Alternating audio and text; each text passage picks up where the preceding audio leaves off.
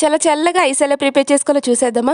ముందుగా పైనాపిల్ని అయితే తీసుకుని 2 పీసెస్గా కట్ చేసుకోవాలండి. అలా కట్ చేసుకున్న తర్వాత పైన ఉన్న తొక్క మొత్తాన్ని రిమూవ్ చేసేసుకోండి.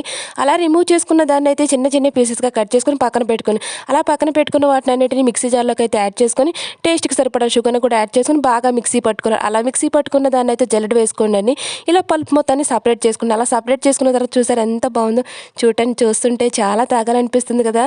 కానీ వద్దులేండి, మనం ఐస్ ప్రిపేర్ చేసుకోవాలి కదా. గ్లాసెస్లోకి అయితే ట్రాన్స్ఫర్ చేసేసుకొని ఒక ప్లాస్టిక్ కవర్ని అయితే తీసుకొని ఎడ్జెస్ అన్ని క్లోజ్ అయ్యేలా చేసుకోవాలండి. ఇలా క్లోజ్ అయ్యేలా చేసుకున్న తర్వాత ప్లాస్టిక్ బ్యాండ్ని కూడా యాడ్ చేసుకుని దానికైతే చూసారా ఎంత టైట్గా ఉందో. అలా టైట్గా పెట్టుకున్న తర్వాత మనం ఐస్ క్రీమ్ స్టిక్స్ కూడా యాడ్ చేసుకుని ఒక 5 అవర్స్ పాటు మనం ఫ్రిడ్జ్లో ఉండి తీస్తే చూసారా చాలా సింపుల్గా ఉంది కదండి. ప్రాసెస్ అయితే టేస్ట్ కూడా అదిరిపోతుంది, అంతే బాగుంటుందండి. చూసారా ఎంత టేస్టీగా అనిపిస్తుంటే చూస్తుంటేనే నిజానికి తింటే తెలుస్తుందండి దాని టేస్ట్ అనేది.